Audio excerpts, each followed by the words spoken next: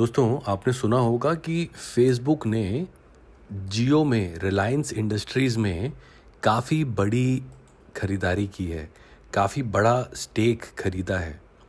अगर जो आंकड़े हमारे सामने आए हैं, आपके सामने भी है ये, 5.7 बिलियन लगभग 43,574 करोड़ की हिस्सेदारी रिलायंस इंडस्ट्रीज़ में फेसबुक ने खरीद ली है। तो इसका जो टोटल परसेंटेज बन रहा है लगभग 9.9% जो रिलायंस जियो है उसमें फेसबुक का स्टेक हो जाता है। और ये सबसे बड़ा मॉनिटरी स्टेक है रिलायंस में किसी भी बाहरी कंपनी का। अब दूसरी चीज़ ये भी होती है कि इससे रिलायंस का जो डेट था वो 2021 तक पूरी तरह उतर सकता है, इसकी भी बातें की जा रही हैं।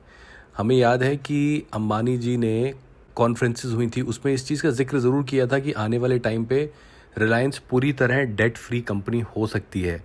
और इस बात पे उनके शेयर्स में काफ़ी अप्रिसिएशन भी आया था और अब वो प्रैक्टिकली ग्राउंड पे होता हुआ दिखाई दे रहा है। हम इस वीडियो में दोस्तों बात करने जा रहे हैं इसी इन्वेस्टमेंट की जो इंडिया में आई है इस लॉकडाउन पीरियड के दौरान। ये क्यों हुई है इन्वेस्टमेंट, फेसबुक इतना इंटरेस्टेड क्यों है रिलायंस जैसी कंपनी के डिजिटल कारोबार में इन्वेस्ट करने के लिए, और इसका आने वाले टाइम पे क्या इम्पैक्ट पड़ सकता है, इस वीडियो में हम बात करेंगे।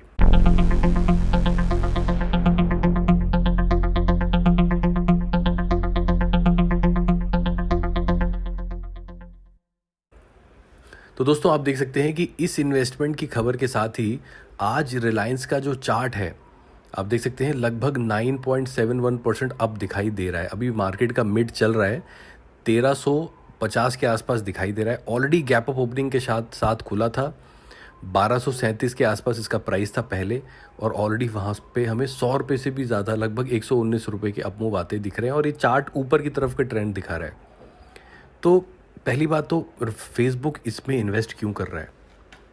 दोस्तों, मैंने कुछ दिन पहले एक वीडियो डाली थी कि रिलायंस इंडस्ट्री सबके पोर्टफोलियो में क्यों होना चाहिए। ये देखिए, ये वीडियो है, रिलायंस इंडस्ट्री सबके पोर्टफोलियो में रिलायंस का शेयर क्यों होना चाहिए, जानिए। तो इस वीडियो को भी ज़रूर देखिएगा। इसमें मैंने काफ़ी ऐसी महत्वपूर्ण बातें अंबानी की लीडरशिप के बारे में की थी, जिसकी वजह से ये हमें जो बाहर की इन्वेस्टमेंट है, फेसबुक की इन्वेस्टमेंट इंडिया में आती हुई दिखाई दे रही है। फेसबुक क्यों इंटरेस्टेड है, अंबानी तो इंटरेस्टेड है, ये हमें पता है। मुकेश अंबानी इंटरेस्टेड है बिकॉज वो डेट थी, he had to get somebody India में इतने सारे पैसों के साथ, और एक ही पार्टी आके इन्वेस्ट कर ले रिलायंस जैसी कंपनी में। अब रिलायंस 2021 तक डेट फ्री हो जाएगी। इनका इंटरेस्ट तो मुझे दिखाई दे रहा है कि पैसे आ रहे हैं कंपनी में। बट फेसबुक का क्या इंटरेस्ट है दोस्तों? फेसबुक को इंडिया का भारी भरकम कंज्यूमर दिखाई दे रहा है आने वाले टाइम पे, और इन्होंने जियो का जो डिजिटल प्लेटफॉर्म है, ये जो फंडिंग है सारी, ये रिलायंस जियो के लिए की गई है। यानी कि रिलायंस का जो डिजिटल पार्ट है बिजनेस का, रिलायंस इंडस्ट्रीज़ का, उसके लिए फंडिंग आई है। फेसबुक को एक चीज़ दिखाई देती है इंडिया में कि यहाँ का जो कंज्यूमर है वो बहुत ज़्यादा है, और आने वाले टाइम पे यहाँ पे इंटरनेट यूज़र्स का बेस भी बढ़ता जा रहा है। तो अब होगा क्या, फेसबुक जैसी कंपनी इस ऑनलाइन अपॉर्चुनिटी को दुनिया के सबसे बड़े बाज़ार में नहीं खोना चाहती, और पार्टनरशिप के लिए बहुत से नाम ज़रूर होंगे। टाटा का नाम है, रिलायंस का नाम तो था ही जो उन्होंने ऑलरेडी ले लिया, और भी बड़े बड़े हैं, महिंद्रा एंड महिंद्रा हैं, आदित्य बिरला हैं, और भी बहुत सारे नाम हैं, आप काउंट कर सकते हैं फिंगर्स पे।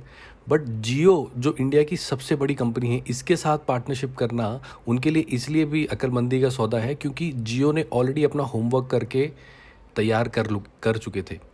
इनका जो पुरानी मेरी वीडियो में देखिएगा, मैंने क्या बात की है जियो के बारे में, कि इनकी जो डिपेंडेंसी है ना किसी बिजनेस में, वो किसी एक बिजनेस में नहीं है। ऑयल एंड रिफाइनरीज में थे, अपने आप को डिजिटल बिजनेस में भी ले आए जियो के लॉन्च के साथ। इनकी रिटेल में भी बहुत अच्छी प्रेजेंस है। तो फेसबुक को ये दिखाई देता है कि रिलायंस के पास ऑलरेडी रिटेल फुटप्रिंट है, मेरे पास डिजिटल एक्सपर्टीज़ है, व्हाट्सएप मैं ओन करता हूँ। अगर एक ऐसी कंपनी जिसके पास ऑलरेडी लगभग 40 करोड़ का यूज़र बेस है जियो के पास, उनको मेरी इन्वेस्टमेंट और मेरी एक्सपर्टीज़ के थ्रू अगर हम डिजिटली सामान और बेच पाने में कामयाब रहते हैं, इस पे दोनों का फ़ायदा है। रिलायंस का भी फ़ायदा है और फेसबुक का भी फ़ायदा है। फेसबुक व्हाट्सएप ओन करता है। आने वाले टाइम में हम देखेंगे कि व्हाट्सएप के थ्रू ही आप शॉपिंग कर सकते हैं।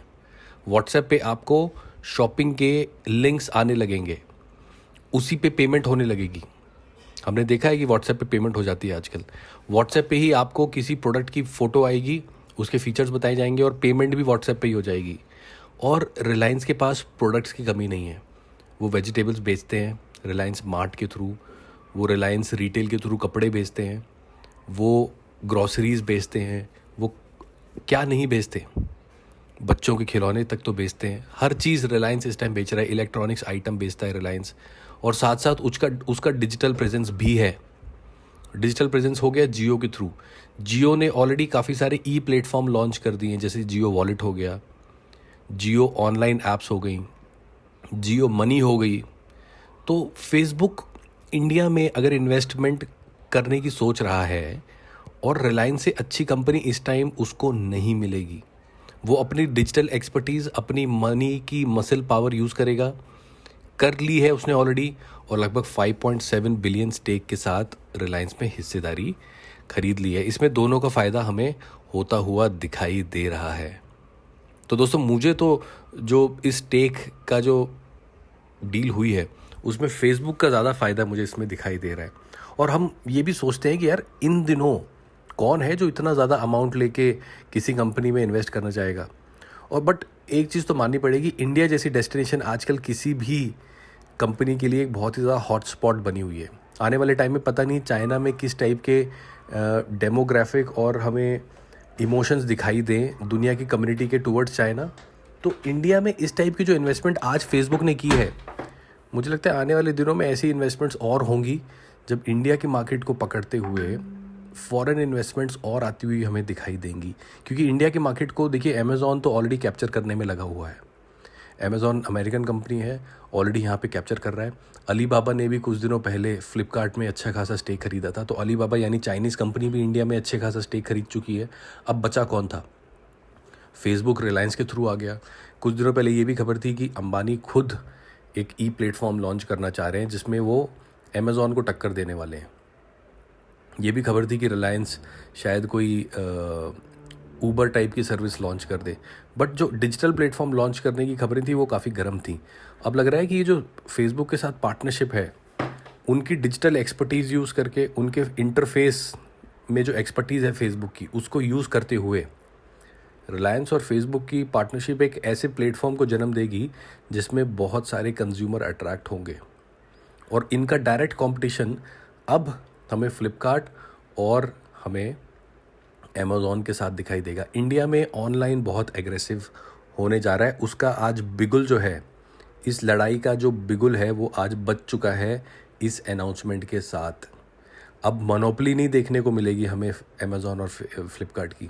यहाँ पे और लोकल प्लेयर कूदेंगे और अंबानी जैसे लोकल प्लेयर जो इंडिया की मार्केट को जानते हैं, जिनके पास ऑलरेडी फिजिकली बहुत अच्छा इंफ्रास्ट्रक्चर मौजूद है, पैसों की भी कमी नहीं है, और रिलायंस जियो जैसा एक इतनी बड़ी कंपनी मौजूद है, उनको तो इस टेक से फ़ायदा ही होने वाला है। तो it's a win win situation for everybody.